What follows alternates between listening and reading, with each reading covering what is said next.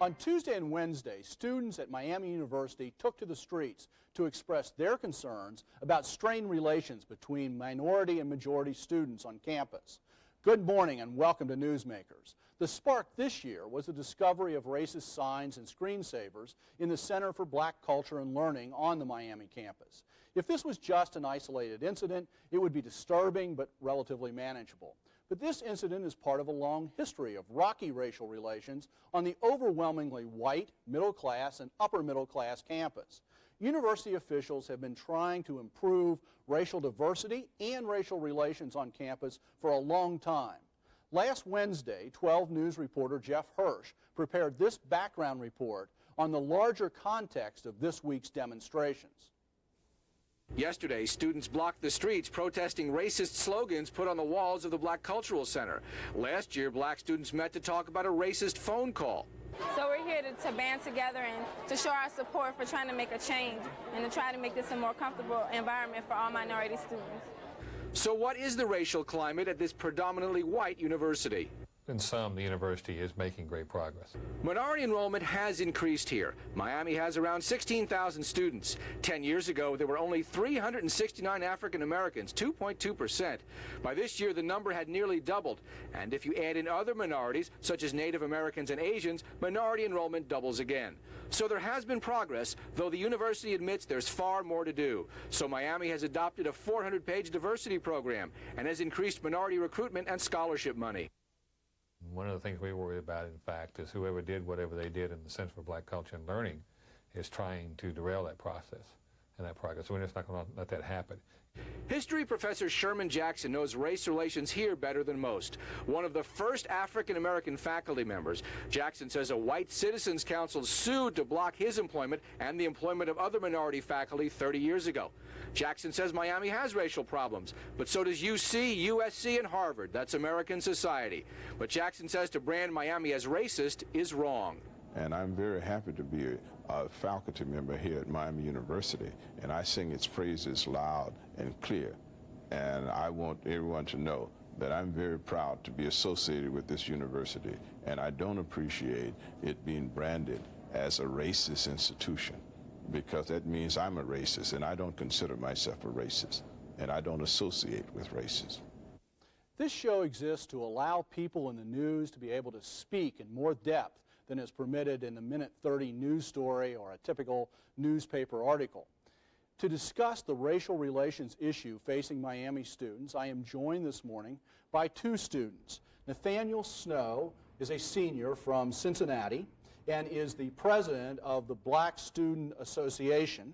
And he is joined by Brian Swan, who is also a senior at Miami, originally from New York, but through Dayton, Ohio. Thank you very much for joining us here on Newsmakers.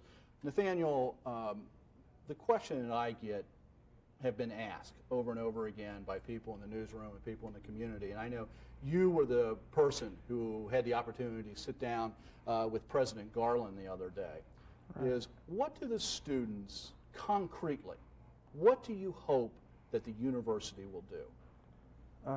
I hope the university would start taking student issues seriously and come up with a plan where students can feel more acceptable on this climate, create a better climate for students on this campus, as far as minorities and also women. And what, are there concrete things? I mean, so you want a better environment, but when you sat down with President Garland, did you have a list of, and he said there were no demands, but right. Did you have a list of suggestions?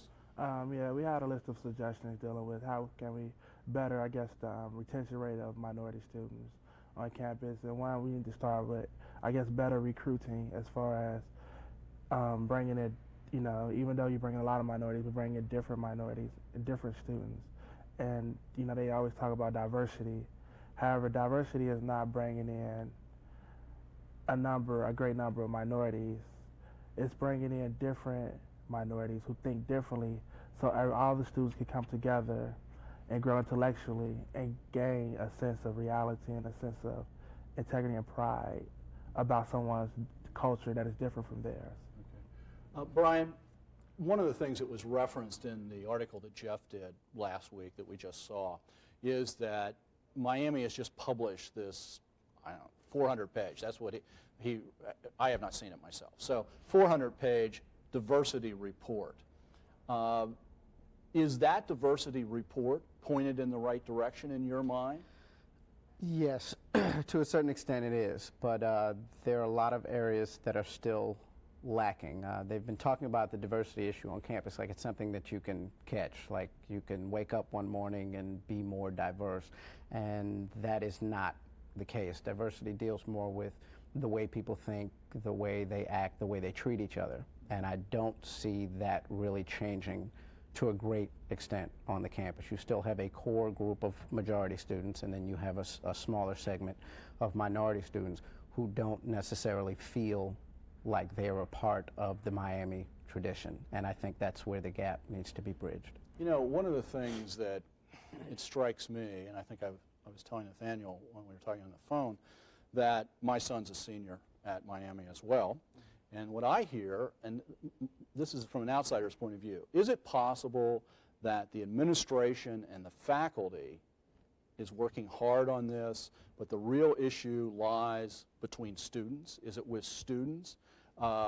Maybe that the faculty and the administration are more progressive than the student body? What do you think?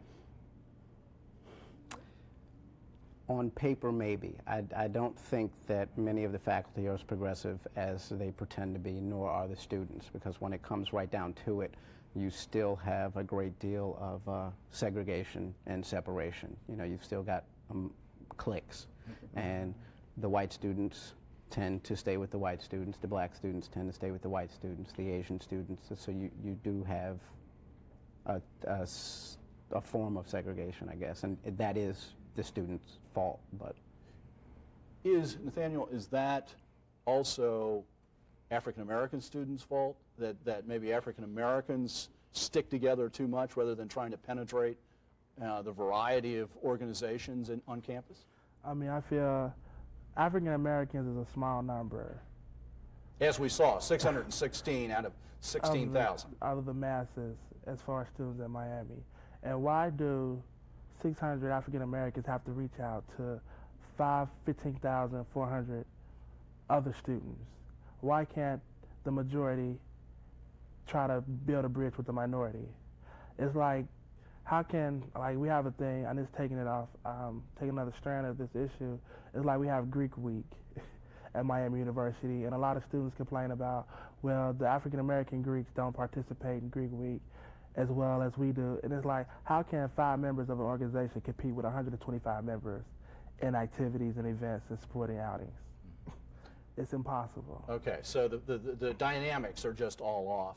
You know, I also talked to another student over the phone, and Jeff talked to him earlier in the week, and this is the president of the student body, okay.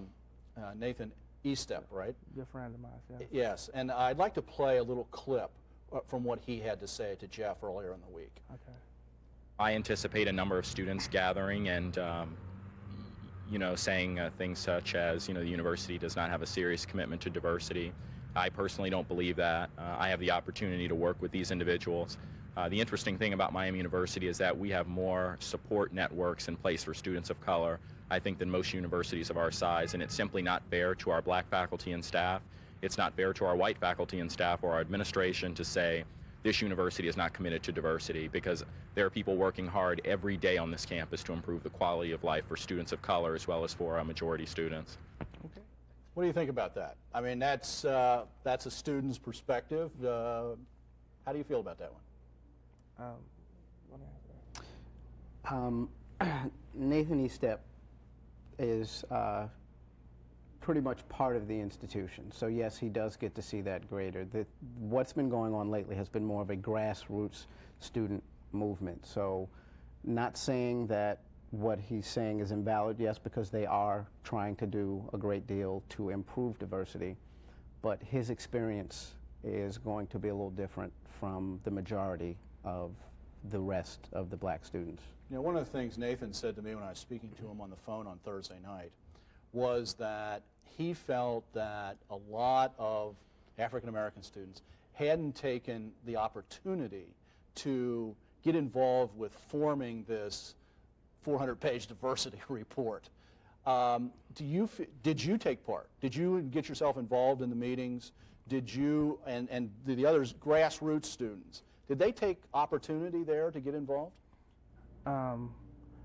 Yes and no. However, I was selected by administrators to take part in this diversity planning. However, how can you become a part when you're not selected? When you wasn't selected to be on these certain committees dealing with certain issues that's on campus. A lot of these committees that was formed, they were hand-picked by faculty and administrators. And how can, if you wasn't selected, how can someone say, well, they didn't take the avenue or exalt all avenues as far as coming up with a way to change the campus?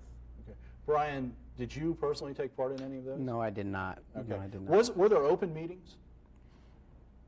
No. No, not really? Okay. We only got a minute left. I'm going to ask a real quick question here and hope that both of you can answer it. Would you recommend to your friends, your African-American friends, you're seniors now, Right. you're almost finished, would you recommend that they go to Miami? Yes and no. The reason I chose to go to Miami because I went to a predominantly black high school. And at my high school, it was 1,700 black students. And it was 1,700 total students. And of the 1,700, it was 7 white students. I lived in a predominantly black neighborhood. My parents, they shopped at predominantly black malls, grocery stores. I have the black experience. And so I felt that if I would choose an institution, I need to choose somewhere that I can grow as an individual. And I chose Miami because it is majority white. Okay, I'm out of time. Okay. And Brian, quick, yes or no? Yes or no? Yes for education, no for social aspects. Thank you very much for being with us. Stay tuned. At the often spirited public meeting this week, 3 city neighborhoods found themselves pitted against each other over a proposed roadway that seemingly just won't go away. After the break, we'll talk about the Colerain corridor connector and what it might say about relieving traffic congestions, urban politics, and the shaping of the urban environment.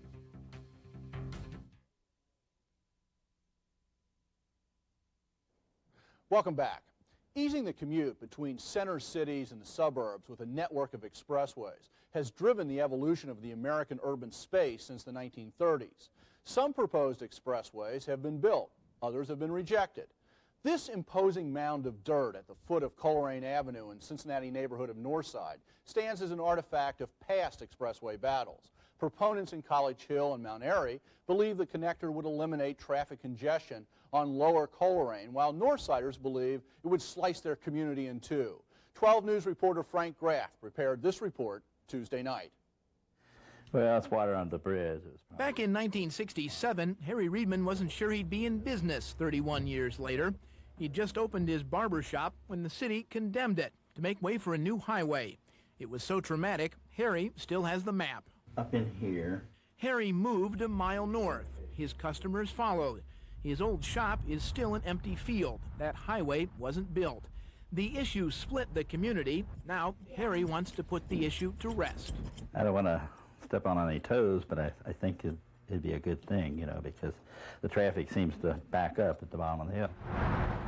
Not everybody agrees with Harry. At a public hearing, residents were organizing to stop the roadway. I don't feel that it's going to serve our community. I feel what it's going to do is destroy our segment of the community. But community councils believe that road will ease rush hour traffic and help the business districts. What would it do for our neighborhoods? Obviously easy access, making all 3 neighborhoods, Mount Airy, College Hill, and Northside, a prime place to live. The proposed Colerain connector would bypass the crowded Colerain Avenue, Virginia Avenue intersection, allowing commuters to shoot directly from I-74 to Upper Colerain on the way to Mount Airy or to Ash Tree on the way to Hamilton Avenue. Note that the planning studies allow for either one or both of these connections or a third option, which would simply improve surface streets and intersections. To discuss this proposal, I am joined this morning by representatives from 2 of the neighborhoods that the corridor would ultimately connect, but the issue currently divides. Bob Steelman is the president of the Mount Airy Town Council, a position he has held for 12 years. Bob is a real estate broker. Peter Franks is a resident of Northside, active with Citizens Against the Colerain Corridor. Professionally, Peter is an architect and an adjunct professor at the University of Cincinnati. Bob, Peter, welcome. Thank Morning, you. Dan. Bob, concretely, if the connector was built, how would it change the lives of people living on the top of the hill, specifically Mount Airy and College Hill, but then also the corridors out beyond Colerain Avenue and Hamilton Avenue? How would this change things? Well, obviously it would eliminate the bottleneck at the bottom of the hill where the current Colerain improvement ended at Leeper Street. It would allow for traffic to go down what is now a limited access highway, that is the Colerain Hill, directly onto 74, and it would give us an access to 74 westbound that doesn't currently exist. From College Hill's point of view, it would give them access that they do not have at all now, down an improved ash tree onto the ramps at Kirby and directly onto the Interstate 74 and 75 system. For you personally, and I know you live in Mount Airy. Yes. How would this change your commute when you're coming into town? How much, if you were coming in rush hour, how much do you think this would change what that commute is? Well, the primary thing it would do would be to make it a lot safer. Right now, you have from the county line to Leeper Street a 4 and 5 lane major arterial highway that when it reaches Leeper Street becomes a narrow 2-lane highway that goes around a blind curve, and there are parked cars. And then you come to a stoplight. And then you come to an entrance ramp to 74 that was built to be very temporary, and it's just not safe. Okay, so safety more than time, from your perspective? Well, during rush hour, obviously, time is a consideration also. Peter, before we get into the specifics now, how would the building of the connector impact the community of Northside? Well, the community of Northside is an old established community. Many of the houses in this area were built in the 1870s and the 1880s, including my own. Within 500 feet of the proposed construction, there are hundreds of existing houses, many of which have historical significance, many of which have been occupied by people for many years. There are simply a lot of houses, a lot of people who are going to be directly adjacent to what this new construction has been proposed, including overpasses and on-ramps. And the amount of noise and the amount of air pollution that those bring into the community we feel is simply objectionable.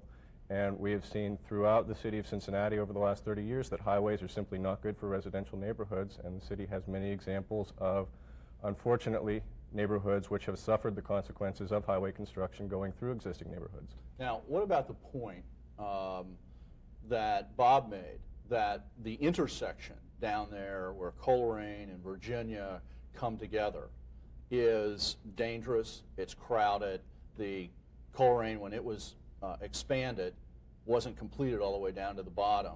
And in fact, you live on Virginia Avenue. Wouldn't it take, I mean, the surface cars coming across Virginia in the morning, there's a lot of cars coming. Couldn't this possibly relieve some of those traffic situations for people who live in your neighborhood? Well, the simple fact of the matter is that if the project is constructed, the highway engineers have already projected that it's going to increase the amount of cars coming through our valley. There will be a mild reduction of the number of cars actually on Virginia Avenue. However, the cars going directly next to our properties would increase. Therefore, we'd have additional noise and pollution, not to mention the fact that this thing would visually be a very, very devastating injection into the community, and it's just frankly objectionable visually. Bob, how much is this going to cost? If it was done, how much is this going to cost? The last ODOT study I read was about $30 million. So about $30 million. Now, there is another proposal out there, which is, as part of this study, which is not to build the big connectors, but to improve all the streets that currently exist. Complete the widening of Colerain Avenue all the way down to the present on-ramps and that sort of thing. How about the people on the hilltop? How do you feel about that? Well, it'd be a lot less expensive. The expense is in the bridges. Okay. Completing the widening of Colerain Avenue down to and redoing an entryway to 74 that would also give us a westbound entrance would pretty much decimate that small business and residential district that is below Leaper. They'd have to widen the street. And I live on Colerain Avenue in Mount Airy, and I'm very sympathetic to the people in Northside that live around the construction area because, of course, I went through this for 3 years when they were widening Colerain in front of my house. I lost 10 feet out of my front yard.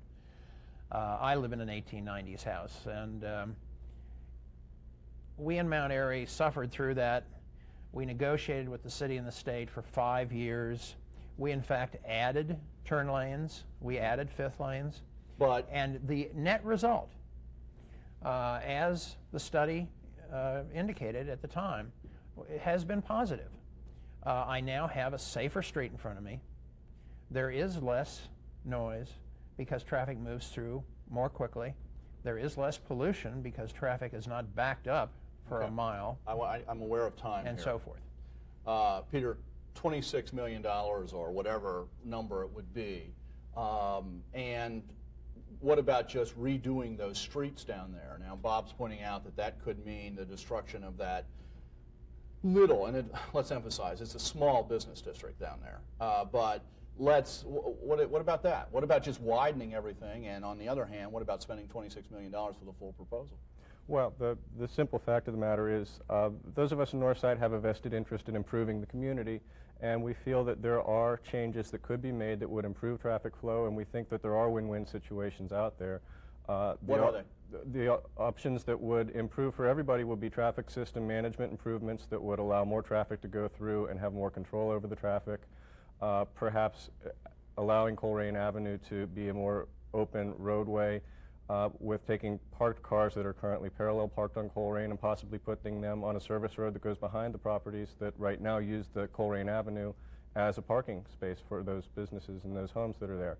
There's a lot of creative options that are out there. We've suggested some of those. We've also been waiting to hear some of those from the city and the state, and frankly, those creative solutions just have not been explored that much. Bob, why has this proposal, it's been around for decades, in Yes. various forms. Yes. Why does it come back up right now? Is it that College Hill and Mount Airy brought it back up to the city and said, let's finish this? No, the state, as I understand it from ODOT, the state has put a limit, a time limit, on doing something with this property that they've owned for 30 years or selling it off. Now I know... So the property they own includes that big mound, which a lot of people know and wonder what past civilization left that. Yeah. The Aztecs left that. Right, and then do they own property up into the Kirby Valley yes, as well? Okay. Yes. In fact, all the houses that were acquired and demolished, all the grading, or most of the grading that is required for this project was done 25 years ago. Basically what we're talking about is building 3 or 4 bridges, laying some blacktop, and we're done. Okay. You know, at the meeting the other night, Peter, the council, some council people were there. It sounded to me like Northside had a lot of support. I heard Todd Fortune, when I looked at the tape of that meeting, say supportive things. I heard that he spoke for Roxanne Qualls, that Charlie Winburn made a presentation. Do you think you've got this one beaten back? Oh, I don't think it's gotten beaten back because history proves to us that we've beaten the thing back for 30 years. This is a very, very old issue, and it's been turned back many times only to revive itself and come back. There are, quite frankly, people involved with our group who have spent most of their adult life fighting against this project being constructed in their neighborhood. Just to correct something that was just said, this project isn't as simple as building a few bridges and laying blacktop. It's in excess of $30 million of construction. There would be 7 new overpasses, 1 over Colerain Avenue, 4 over Virginia Avenue, and then 2 multi-lane overpasses that would go over Colerain Avenue adjacent to the mound. It's a very, very invasive project in our community. Bob, I've got less than 30 seconds. If the report comes back in early January and says no go, is that the end for the communities? Are you satisfied? I don't know. I don't get the sense from ODOT that the report is going to come back and say no go. Okay. I think the reason that this project keeps coming back and keeps coming back is because it's a good idea. ODOT recognizes it's a good idea. This is a major arterial, and this needs to be done. All right. Thank you very much. We'll see what happens after the first of the year. And as a former member of resident of Northside and a current resident of Mount Airy, we'll see what happens there. So thank you. Thank you for making Newsmakers a part of your Sunday morning. Join us again next Sunday when we will turn our attention to the Supreme Court ruling that overturned Issue 3, the gay rights issue. Have a good week. Okay, stay right there. Okay.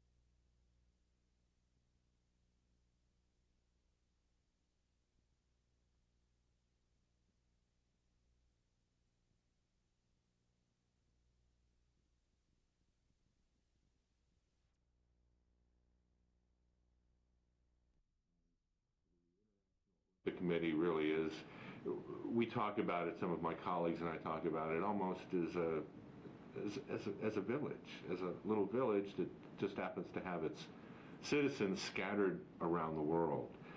Because when we come together, we're really just a few thousand, but we come together from all different parts of the world, my journalistic colleagues, people I know on the International Olympic Committee, and they all reflect different cultures, different sensibilities, different points of view on the world, and it's very fascinating to me.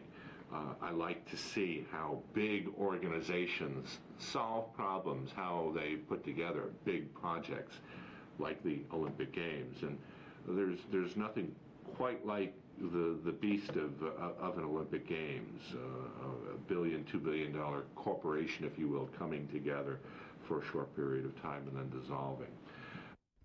Thank you for being with us this morning. We leave you with some scenes from the other newsmaker of the week, snow. Join us again next week.